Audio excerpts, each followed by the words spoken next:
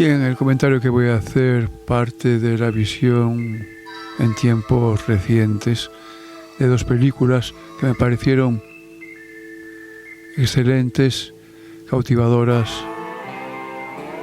con una fuerza que se ve más, como he dicho muchas veces, en cine de los márgenes de Occidente que en el propio Occidente. Es como si en Occidente ya no se tuviera gran cosa que decir y entonces se diera vueltas a una noria, se hiciera un arte que se relamiera demasiado. Pero ya no digo en el ombligo, como podría ser el arte por el arte, sino, como he dicho en otras ocasiones, en una sequedad racionalista. Y sí diré la palabra prohibida. Una palabra que muchos dirán que ya está de modé, que no tiene sentido, que está obsoleta. Pero es la que se me ha ocurrido, señores. Sequedad racionalista y burguesa, burguesada. Muy por el contrario, cuando voy a este cine de Egipto, de Irán en particular, Turquía, Ceilán, se me hace la boca agua y los busco entre las piedras.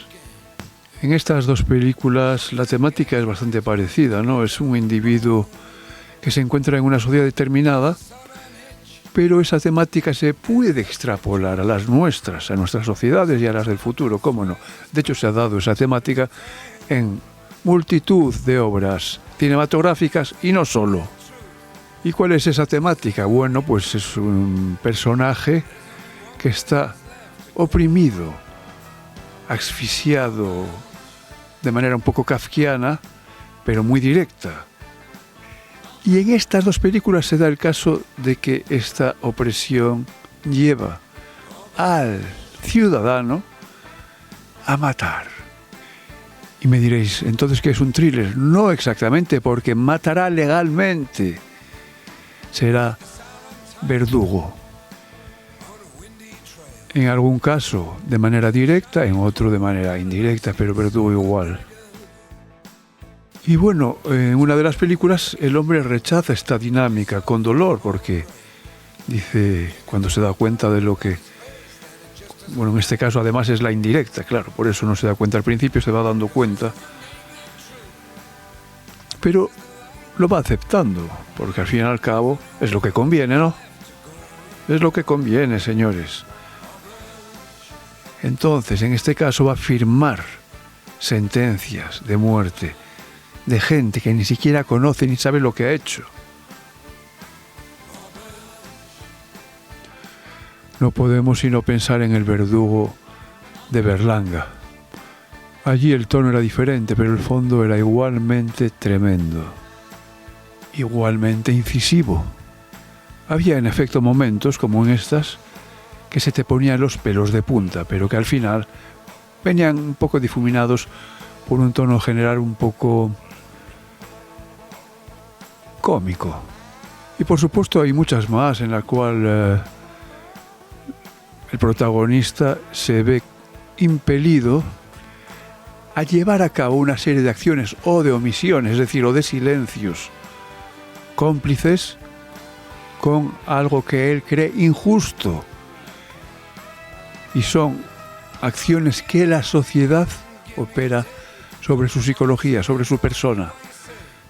Son de mi particular agrado, y una, por ejemplo, que me encantó es la serie Iluminada, que también tiene un tono más bien ligero, a pesar de todo, pero su visión y su crítica y denuncia social de fondo son el tema fundamental de esa serie Iluminada, que yo he visto 2 veces. En ellas vemos que alguien no quiere entrar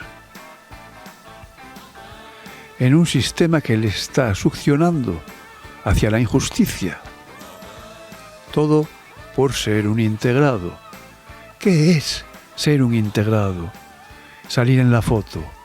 Pues en el fondo, señores, lo sabemos. No vamos a negárnoslo ya a estas alturas. En el fondo, ser un integrado no es sino ser un juramentado, pero sin rito de iniciación. O si no, sí, puede que haya un rito de iniciación y que empiece ya desde la escuela. Y además nos crea una disociación mental porque esta sociedad nos inculca unos valores, y ahora ya me estoy poniendo yo sin haber querido hacerlo, señores, lo he hecho de manera inconsciente, me he introducido como protagonista de esta injusticia. Nos inculca unos valores que luego, en momentos determinados, nos obliga a conculcar. En estas películas vemos como para conseguir succionar a este individuo son varios los anillos. Hay un anillo que es cercano, es decir, familiares, amigos, parejas sentimentales, padres, que obligan a este protagonista a pasar por el aro. Lo hacen por él, o por ella, o por ti, dicen. Aunque sabemos todos que primero es por ellos. Y ese quizás es el anillo más duro de romper, pues es el más interno. Es el más directo. El otro espera detrás. Es el de la administración, entre comillas. Pero el que está en primer lugar es ese anillo directo. Son como infiltrados en la esfera íntima del personaje protagonista. Infiltrados por parte del sistema. ¿Cómo no? Es decir, el enemigo de verdad no es ese visible, ese reconocible que está ahí fuera, sino sus aliados que son infiltrados entre los tuyos, entre tu gente. Lo que se llama también, de manera un poco eufemista, borregos. Sus traidoras e inesperadas acciones te van a hacer decir en ciertos momentos, querido adolescente, ¿estoy soñando o es cierto? Este defiende al maligno y me ataca, ¿estoy loco? Cuidado, no son solo las administraciones ese enemigo visible, también son las grandes corporaciones que tienen comiendo en su mano como verdaderos peleles a las administraciones. Y lo peor es que buena parte de la sociedad se alía con ellas. Es como si con el tiempo hubiera dicho, si no puedes vencerlas, únete a ellas. Entonces el ciudadano se vuelve cínico. Ya no cree en ni Dios más que el dinero y lo proclama. Lo proclama sin ningún tipo de contradicciones, sin ningún tipo de vergüenza. Bueno, contradicciones es lo que cree el que no tiene. En cuanto a un sistema corrupto, pues bueno, podemos ver en las películas diferentes ramas o brazos de este sistema. Por ejemplo, la policía corrupta. Se me ocurre una película egipcia maravillosa a este respecto, El Cairo Confidencial. Pero bueno, también he visto de este autor egipcio Conspiración en el Cairo. Fijaos que ambas llevan El Cairo en el título. Y no me extraña porque yo creo que es una palabra que en el título puede vender bastante. Luego, cuando es la policía, por ejemplo, pues obviamente, ¿qué pasa? La policía es un cuerpo que está al mando de otras instancias. Hay que ver si este policía corrupto es una manzana podrida o unas cuantas manzanas podridas o el sistema entero está corrupto. Hay una corrupción sistémica y probablemente dirigida por otros con más poder a su vez. Y la parte más alta, como recordamos de tantas películas, casi nunca la podemos llegar a ver. O si la vemos, más bien la intuiremos. Veremos una mano más bien hinchada, con unos anillos, y que puede estar en un entorno más bien elegante o en todo caso, puede que incluso sobrio, y seguramente de alta respetabilidad social e institucional, pero que permanecerá tanto para la sociedad como para nosotros, más bien en la sombra, a veces simplemente aludido. Bueno, en cuanto a la forma que adoptan, con la cual se vehiculan estos conceptos que estamos diciendo, en estas películas encontramos pues esta forma de escenas separadas con personajes diferentes.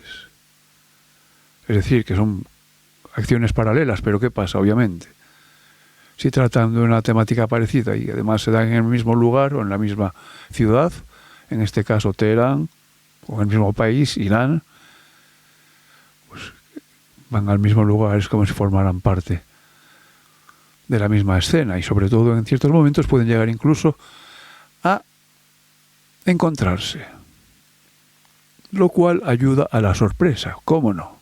Una intersección inesperada entre dos escenas, dos historias, dos líneas argumentales que eran paralelas pero sin tocarse, cuando llegan a una intersección de personajes provocan una sorpresa, pero que además puede crear a su vez otros horizontes, otras líneas de fuga, otras perspectivas.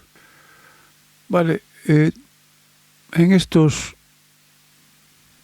regímenes férreos se llega a eliminar, en una represión más o menos escondida o subterránea, elementos que supongan una libertad de pensamiento para el conjunto de la comunidad, ¿no? Estos regímenes, como todos, usan palabras filantrópicas, humanistas, pero ¿qué es lo que les interesa? Como a todas. Atar en corto a la sociedad. Simplemente estos lo hacen de una manera, como digo, férrea. De ahí viene, por ejemplo, la expresión cirujano de hierro, pero al menos sabes a qué atenerte, y otras la hacen atando en corto, pero con la cuerda más sueltita.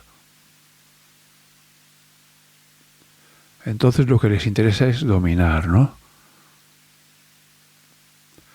Y un ejemplo al que, sobre todo, cuando llega el autoritarismo, van a tomar en su punto de mira quiénes son los maestros. ¿Por qué? Pues porque el maestro es más importante incluso que el intelectual,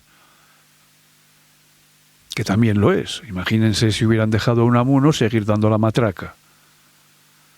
¿Por qué es más importante? Pues porque el maestro está en contacto directo con la gente, con la comunidad, con los niños. Y cuidado, los niños que parecen inocentes no lo son, porque son el futuro. Como han dicho estos innombrables que ya sabéis quiénes son, pues son serpientes en el nido. Y cuando sean serpientes de mayores, pues serán peligrosas. Por ello, acabar con niños, como han dicho estos innombrables, está justificado. Bien, el maestro puede abrir las mentes. Recordemos también la película esta, el maestro que enseñaba el mar o algo así. Puede abrir las mentes en un sentido, en una mancha que se extienda, cual aceite. Por ejemplo, en esta película tenemos una escena, una de las varias escenas, en la cual la víctima es una persona luminosa, que venía a ser un maestro, pero a nivel alto. Es decir, que no era solo de conocimiento, sino de vida, de enseñanzas. Y lo era para una comunidad rural, como el maestro que prometió el mar, o como la lengua de las mariposas, recordemos. Entonces se cepillan literalmente a los maestros. Y nosotros lo tenemos en tantas películas de la mal llamada guerra civil. No fue civil, no fue guerra.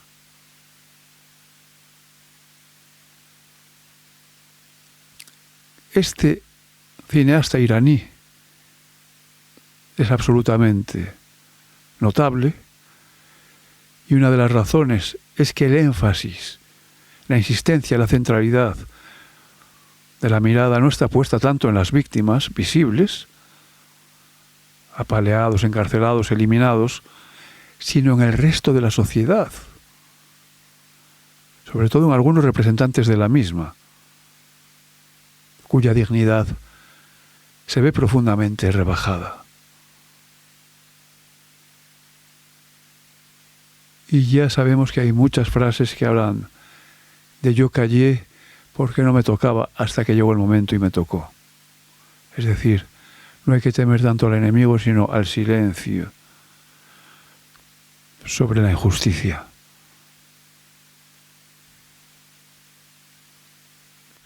Es decir, el que no sufre ante la injusticia es porque ya se ha alienado. Ha pasado a ser otra cosa. Ya no ha sido. Ha dejado de ser el mismo y ahora es soldado de una causa injusta. Soldado para esa causa conseguido con el miedo. Un soldado individual reclutado a través del miedo social. Bien, y aquí podemos entrar en un derivado de esta temática, muy interesante. Es un derivado que no solo se aplica a esta temática, sino que forma parte de nuestra propia psicología. Y es la automentira, el autorrelato, la manera de autoblanquearse y la conciencia. Autoblanquear la conciencia propia. Hay una frase, por ejemplo, que se usa mucho y es que no hay otro remedio. Al fin y al cabo, estamos obligados. Y bueno, uno se acabará acostumbrando. Al fin y al cabo ya tenemos toda una serie de lavacerebros cerca que nos susurran que no tenemos culpa. ¿Qué puedes hacer tú? No te metas que es peor. Y al final se acostumbra a matar, y de hecho lo vemos en una de estas películas, cómo se lava los dientes.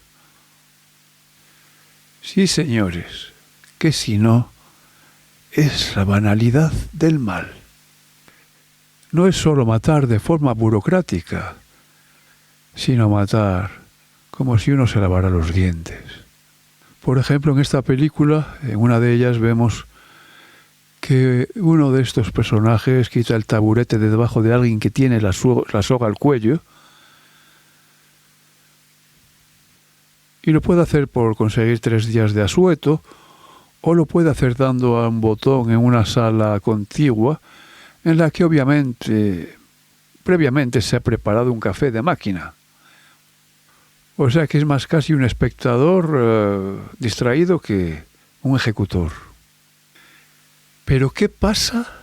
Y ahí está la pregunta de las preguntas. Cuando la persona bajo la cual has retirado el taburete y de la cual no sabías ni querías saber nada, apenas si conocías su rostro, acabas sabiendo en el momento menos adecuado, en el menos oportuno, en el más duro, que era el maestro de vida de la comunidad en que estaba la persona de la cual estás enamorada.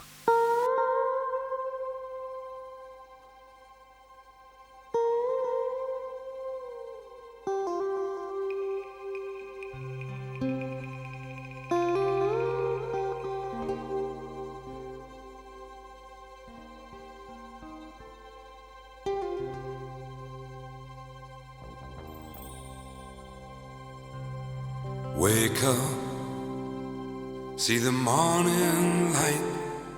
This is you, this is today. You try so hard to get it right.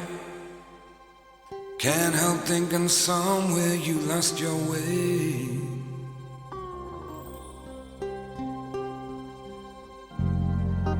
When was the last time you saw a smile? There's a scream on every silent face you see. Let's sing and set me free.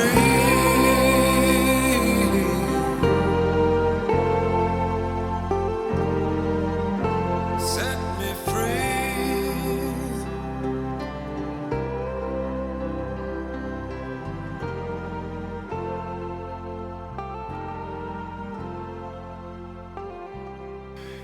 Y es que el cine de este gran director, para mí, iraní, Rasoulov, recordemos las películas que he visto, La semilla de la higuera sagrada y La vida de los demás, el mismo título que una película que hablaba del servicio de espionaje secreto en la Alemania del Este. Bien, como el arte siempre hace reflexionar y como estaba más o menos sugiriendo hace bien poco, este cine de Rasoulov plantea algo muy interesante, y es que deja a un lado la idea de víctima y verdugo, esa polarización maniqueísta, quizás un poco facilona, y lo hace para plantear algo mucho más inquietante, y es que nadie es totalmente inocente. Como estaba yo diciendo, todos colaboramos con el sistema de alguna manera, por miedo, por costumbre, por conveniencia, por querer proteger a los nuestros. La verdadera resistencia, por ende, no consiste solo en protestar, que está bien, yo creo, ¿no? Sino en mantener la compasión, la verdad y el pensamiento, incluso en lo íntimo, mirando para uno. Bueno, de hecho, la otra película, la que en español se ha doblado como siempre de manera estupidísima, Por la vida de los demás, se titula No hay mal. There is no evil. Y pensemos, esto lo digo yo ahora mismo, amigos, todos creemos, o creemos muchos, yo no, pero reconozco que quizás más de la mitad, bueno, y más del 80% de la gente cree que la violencia es algo inevitable, inexorable. Pero, mira, precisamente lo que se me estaba ocurriendo era la frase de la canción famosa, pero es que esta vez me ha salido a mí de manera totalmente espontánea. Imaginaos cuánta mierda nos quitaríamos de encima si no hubiera esa violencia que puede ser visual, explícita o larvada. Y es que acaso no es parecido, no es lo mismo, incluso peor, que matar, aceptar estar en un sistema donde otros matan por ti y te quitan la responsabilidad de la culpa a través de la atomización de la misma, entre cientos, entre miles, entre millones. Y como ocurría, y lo sabemos, en la literatura española, en el cine español, durante la dictadura, también el iraní hace de la censura un arma, porque hace de lo no mostrado algo poderoso. A veces insinúa cosas que el espectador tiene que imaginar, y el horror así es más vívido. También tenemos, por ejemplo, las imágenes grabadas en móvil por parte de esa sociedad que no se resigna. La cámara se convierte en conciencia y en memoria, y la semilla de la higuera sagrada representa a la verdad que crece lentamente y rompe el suelo del miedo, a la vida que resiste aunque la corten una y otra vez, a la posibilidad de futuro, que en el presente es solo opresión. Este cine no busca héroes, no busca revoluciones espectaculares, sino algo más profundo, despertar la conciencia individual. Que el espectador se pregunte a sí mismo, ¿qué haría yo? ¿Callaría? ¿Obedecería? ¿Mentiría para sobrevivir? La primera libertad no es política exterior, sino interior y moral. Pero claro, no es fácil. Lo único que podría facilitar eso sería la unión de las propias interioridades. Es un cine de resistencia silenciosa. Utiliza lo cotidiano para hablar del poder. Convierte la cámara en un acto ético. Dice, aunque no podamos cambiar el sistema, podemos evitar que el sistema nos cambie el alma.